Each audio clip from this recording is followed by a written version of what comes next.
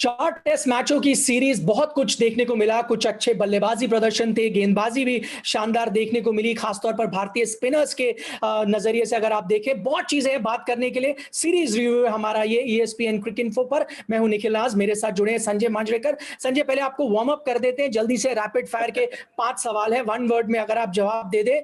Man of the series तो वैसे अश्विन को चुना गया है, आपके मुताबिक? Ashwin.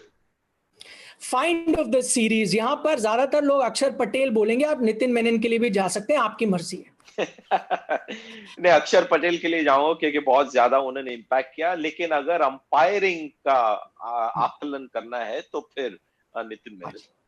Shot of the series, ये शायद सबसे आसान सवाल है। जी हाँ, सबको याद है वो जो लैप उन्होंने मारा second new ball Jimmy Anderson के खिलाफ, तो वो मानूंगा शॉट ऑफ द सीरीज। लेकिन जो छक्के उन्होंने लीच के खिलाफ लगाए इस सीरीज में रफ में से, वो भी shots of the series. Ball of the series आपको कौन सी लगी? थोड़े ऑप्शंस है, बेस्ट ने जो डाली कोहली को, एंडरसन ने रहाणे को आउट किया बोल्ड, आपके मुताबिक? बॉल ऑफ द सीरीज क्योंकि टर्निंग पिचेस थी, स्पिनर्स को एडवांटेज था। मैं ball of the series Ben Stokes का कहूंगा, जिस तरह से उन्होंने विराट कोहली को आउट किया, तो वो मेरे लिए बॉल ऑफ द सीरीज था। Worst selection decision of the series, Buttler को वापस भेज देना या फिर 4 पेसर्स खिलाना तीसरे टेस्ट मैच में? मुझे लगता है वो ज्यादा वर्स्ट डिसीजन था कि पिंक बॉल टेस्ट मैच में एक स्पिनर के साथ वो गए, क्योंकि उन्होंने सिर्फ डे नाइट मैचेस का जो होता है डायनामिक्स, उसके बारे में सोचा, पिच देखने के लिए थोड़ा सा भूल गए वो।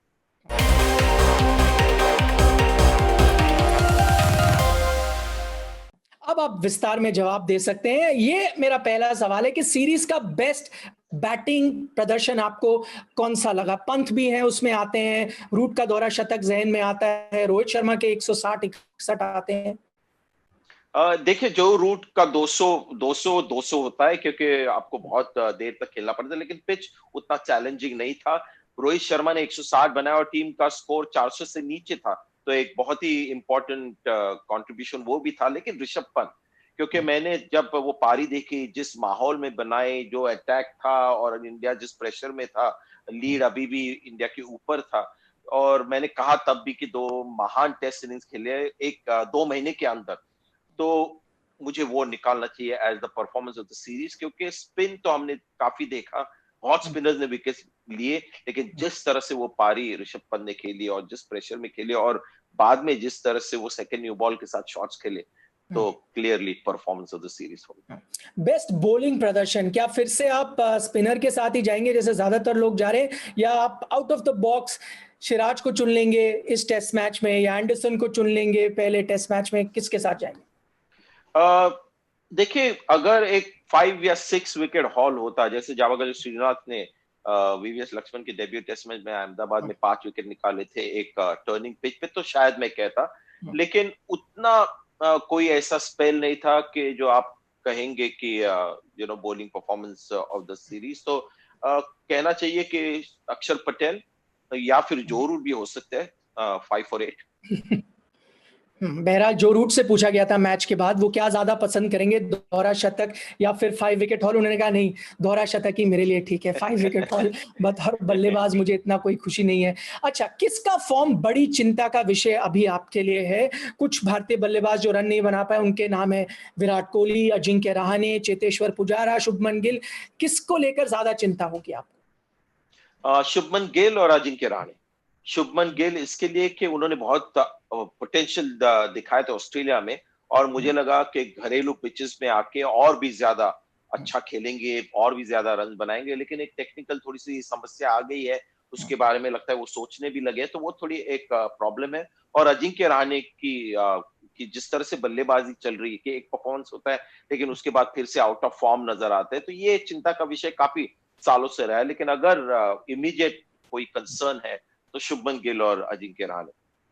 अगर आप इंग्लैंड कैंप में होते तो पहले टेस्ट जब उन्होंने जीत लिया था, उसके बाद क्या अलग करते ताकि इंग्लैंड अच्छा प्रदर्शन जारी रखता, जो इंग्लैंड ने नहीं किया? देखिए, पुराने जमाने में इमरान खान ने इकबाल कासिम को एक मैच में, लास्ट टेस्ट मैच के लिए इंडिया में बुलाया था। वो स्क्वाड में नहीं थे क्योंकि वो बैंगलोर पहुंच गए और उन्होंने देखा कि ये बिल्कुल टर्नर है और इंडिया पाकिस्तान सीरीज उस टेस्ट मैच के ऊपर निर्भर हो रही थी, तो उन्होंने इकबाल कासिम को बुलाया क्योंकि उनकी जो बॉलिंग स्टाइल थी वो बिल्कुल पिच के लिए सूटेड थी। तो अब तो वो नहीं कर सकते, बबल से और भी समस्याएं बढ़ गई है। तो अगर उस स्टाइल का बॉलर होता तो शायद और भारत को टेस्ट करता, क्योंकि जिस तरह के बॉलर्स उनके पास थे, डॉम बेस टर्नर पे डालने के लिए बिल्कुल मुनासिब बॉलर नहीं थे। लीच थोड़े बहुत थे लेकिन उतने एक्यूरेट और क्विक जैसे अक्षर पटेल है वैसे नहीं थे, और मोइन अली उनके पास वो स्टाइल थी लेकिन उतनी एक्यूरेसी नहीं थी। तो अगर कोई इंग्लैंड में उस तरह का बॉलर हो, शायद ज्यादा खेला नहीं हो या फिर उनका एज भी काफी हो, लेकिन उस स्टाइल का अगर बॉलर वो लाते तो शायद थोड़ा और उनको चांस होता। आखिरी में इस सीरीज में भारत को सबसे बड़ा फायदा क्या हुआ है आपके मुताबिक? क्या रोहित की कंसिस्टेंसी है, या पंत की मैच्योरिटी, या फिर अक्षर और सुंदर जैसे टेस्ट प्लेयर के रूप में उभरे हैं? क्या था सबसे बड़ा फायदा इंडियन टीम को? अक्षर पटेल कहना चाहिए, लेकिन टर्निंग पिचेस में कभी कभी ज्यादा एस्टिमेट हो जाते हैं। लेकिन जिस तरह की उनकी स्टाइल है ना, लगता है कि नॉन टर्निंग पिचेस जहां पर थोड़ी सी बाउंस हो, ड्राई हो, जैसे साउथ अफ्रीका, ऑस्ट्रेलिया, तो वहां पर भी ये काफी इंटरेस्टिंग बॉलर हो सकते हैं, सपोर्ट बॉलर हो सकते हैं।